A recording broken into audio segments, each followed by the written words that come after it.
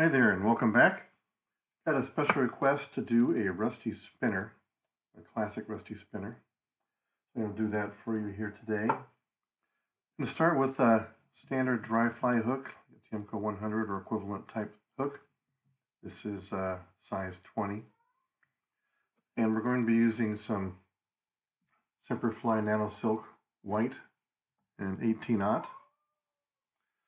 So we'll start by putting that on the hook here and going back towards the bend.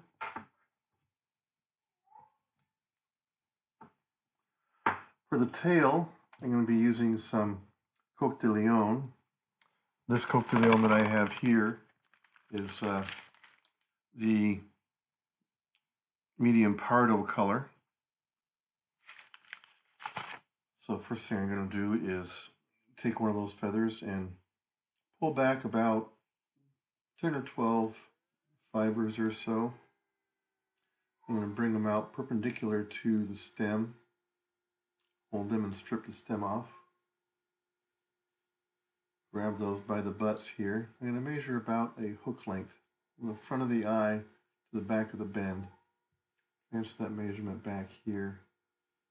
Tie that in. Go ahead and wrap that up towards the front where the wing will be. Trim off the butts. I'm going to bring this back here and I'm going to wrap this down to where the tail goes down almost to the bend where it starts to first kind of drop down when you wrap it, and like that. And I'm going to take a wrap underneath the tail and give that a nice solid tug here. It helps kind of spread out the tail fibers so that you get a nice little V there. I'm going to bring this to the back here. And for the abdomen, I'll be using some turkey biot. This one's in brown for the rusty spinner. A lot of times I will do my spinners in a medium tan color. And I will take a Sharpie with me in the river, a brown Sharpie. And if the spinners that are coming off are a little bit darker in color, I will color them brown. If they're lighter in color, I'll leave them tan. So more versatile that way. Taking this biot and I'm tying it in. I'm tying it to have a smooth abdomen.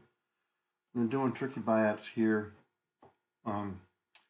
you can have either smooth abdomen or the more pronounced ribbed abdomen when you have the little notch on the back here trailing when you're winding it, it leaves that notch.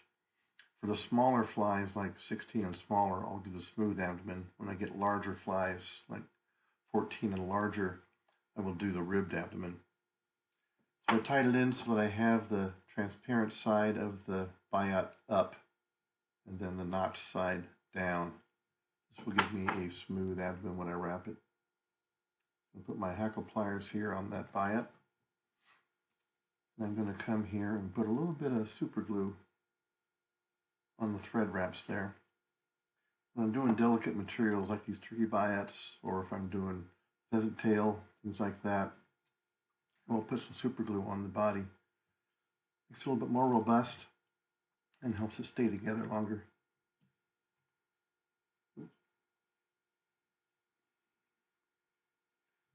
I'm going to wrap this up forward.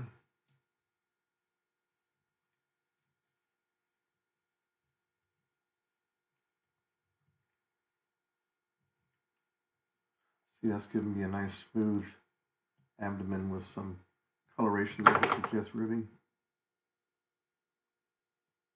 Segmentation of the nymph or the fly. I'm going to cut off the butts here. Cover those up. Now we're going to do the wing.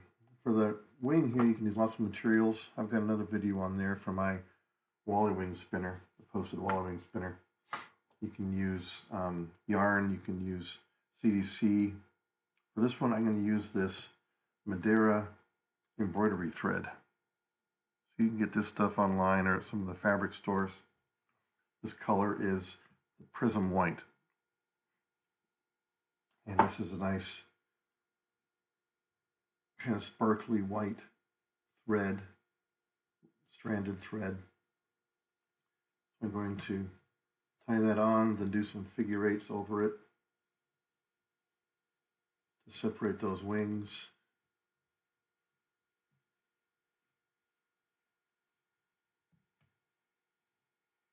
Let's get them opposite of each other and tie it down nicely.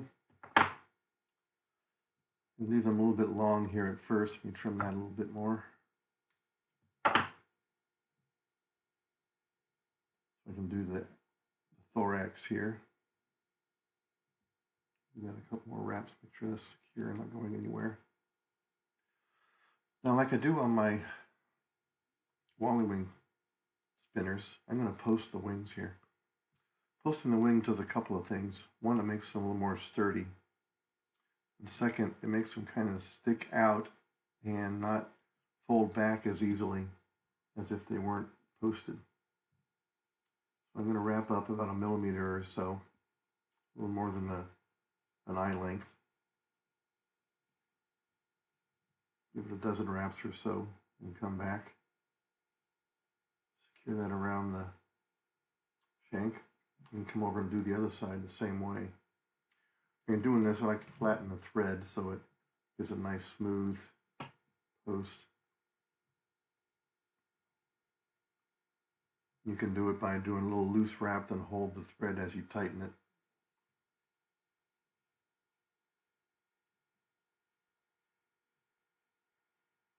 Coming up here, a couple more wraps. Then a nice sturdy post. All right, now I'm going to put some dubbing on there for the thorax. For this, I'm using the Kapok dubbing, the Semperfli Kapok dubbing. And I'm going to be doing this March brown color here. Try to match the color of my biot that I have there. You don't need a lot on these patterns. They're fairly skimpy. Give yourself a small dubbing noodle here. And doing dubbing like this, you want to do small little wisps at a time so you don't get dog legs or get clumps of dubbing in your noodle there.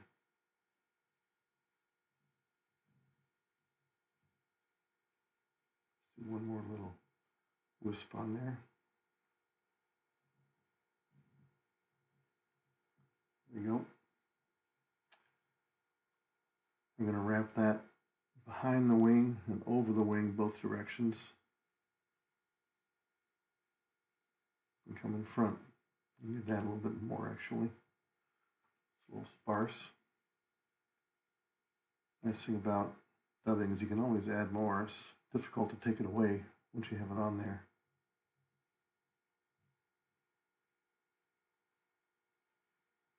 Make this a little bit heavier.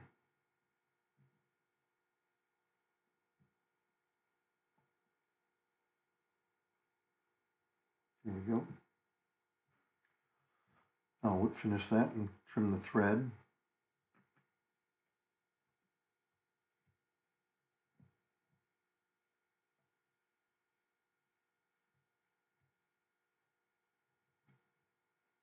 Pull that tight. Put my thread. I'm going to trim our wings to about an abdomen length. Capture all those fibers here. Trim them down. And you want to try to separate this embroidery yarn to make it fluffy. A good way to do that is to use a dubbing brush and just brush that out.